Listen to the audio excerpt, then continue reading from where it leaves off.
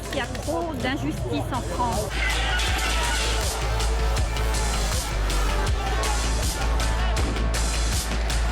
Je suis en colère à cause de la violence policière.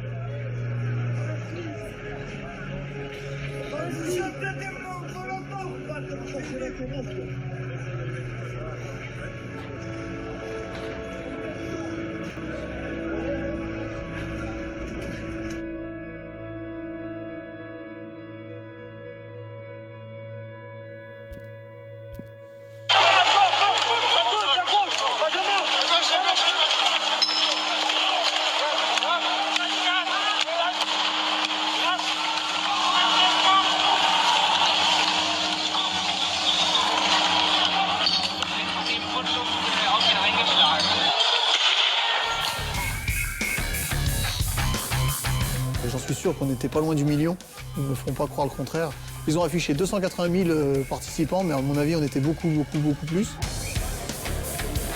L'intelligentsia, la classe politique a découvert qu'il existait un peuple en France. Ils ont été très surpris.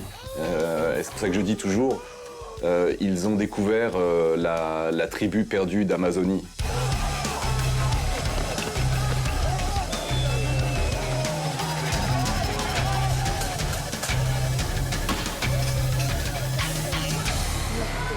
C'est-à-dire que dès le début, on a été alors il y a eu la violence des deux côtés. C'est-à-dire que la première manifestation, par exemple, on est arrivé très massivement aux Champs-Élysées en chantant la Marseillaise et on s'est tous fait gazer.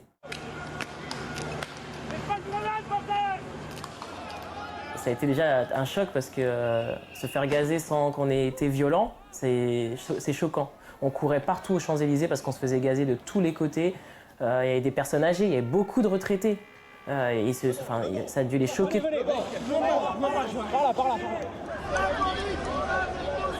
Pourquoi ça a dérapé, on ne le saura jamais réellement, mais partout où moi j'ai été, sur le terrain, partout où j'ai été, j'ai eu le même ressenti, ça part toujours des forces de l'ordre.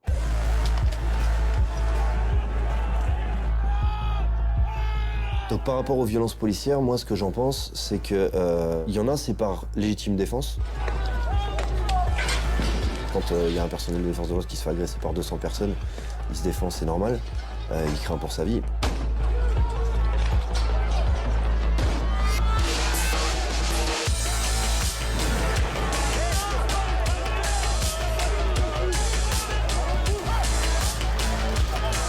Mais de l'autre côté, on a des centaines de vidéos où on voit 5, 6, 7 membres des forces de l'ordre tabasser des femmes au sol, frapper à la tête, tirer au lanceur de balles à moins de 5 mètres dans la tête. 780 € par mois, je suis invalide.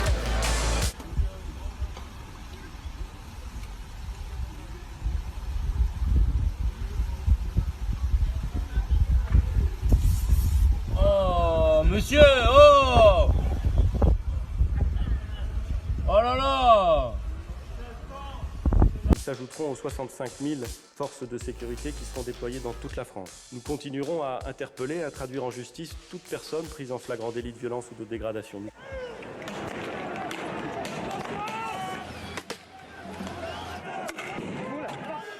De la compréhension pour ses concitoyens, mais je ne céderai rien à ceux qui veulent la destruction et le désordre, car la République, c'est à la fois l'ordre public et la libre expression des opinions. C'est avec ça aujourd'hui que Macron parle de démocratie. C'est avec ça que le président Macron nous répond aujourd'hui en France quand on veut juste un peu plus de justice, de dignité humaine et d'égalité. Reste un pays très riche. Nous ne sommes pas dans quand vous regardez les indicateurs, la création de richesses n'a cessé d'augmenter ces 30 dernières années. Il n'y a pas un pays qui s'effondre économiquement.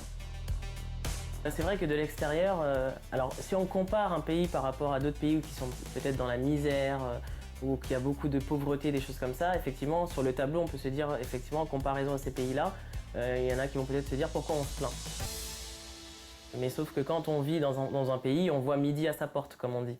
Donc on voit ce qui se passe pas chez soi.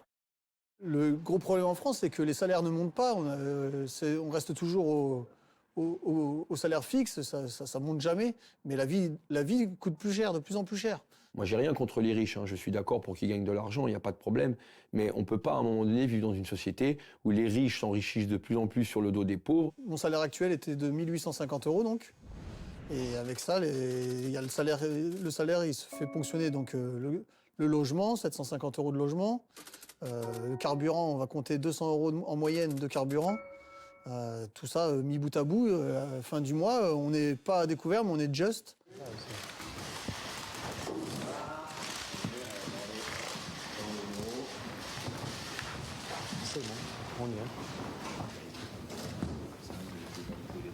Alors, on avait présenté 3 grosses revendications.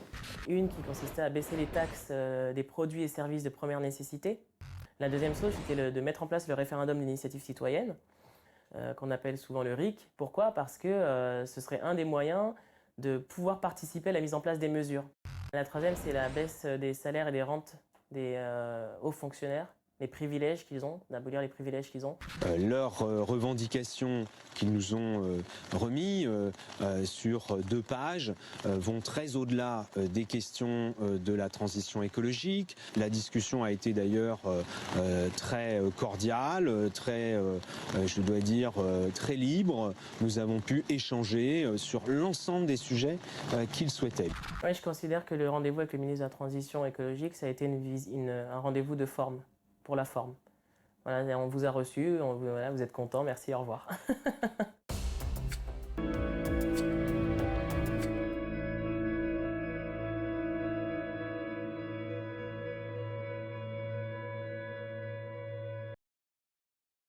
Je pense qu'il y a des gens qui viennent spécifiquement pour nuire, et ça on les voit dans toutes les manifestations.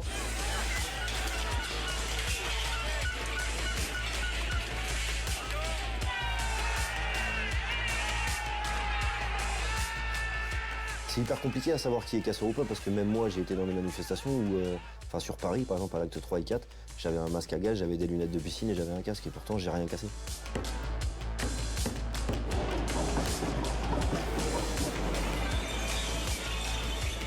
Alors, les casseurs sont par contre assez futés pour arriver masqués sur la voie publique, c'est-à-dire qu'ils ont des cagoules, des masques, etc. Et dès que la police commence à s'occuper d'eux, en général, sur le mouvement des Gilets jaunes, ils vont se cacher dans les Gilets jaunes. Et ils s'enfuient, ce qui veut dire que quand la police riposte, en fait, on ne sait plus où ils sont. Donc c'est compliqué. Et moi, une fois, j'ai interrogé un responsable des CRS, c'était aux Champs-Élysées, où je leur ai dit c'est bizarre, vous voyez les casseurs, on les voit, on les a vus arriver. Ils sont habillés différemment, on est capable de les détecter. Pourquoi vous n'allez pas les interpeller?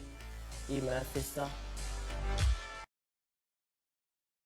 Est-ce que le fait de laisser ces violences se mettre en place ne fait pas le jeu du gouvernement pour dire que les gilets jaunes sont mauvais et nous discréditer?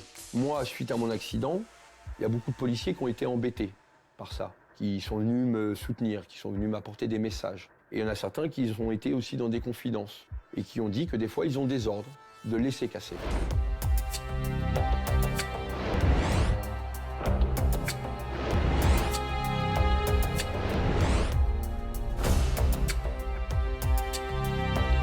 Le problème, c'est que dans les faits, cette fameuse augmentation de 100 € sur le salaire, c'était une augmentation sur la prime d'activité que tout le monde ne touche pas, parce que tout le monde n'est pas éligible. Donc ça concerne qu'une petite partie de la population. C'est pas 100 € pour tout le monde, quoi. C'est du mensonge, cette taxe. Et alors, il a enlevé la taxe? Les Français vivent mieux aujourd'hui? Non.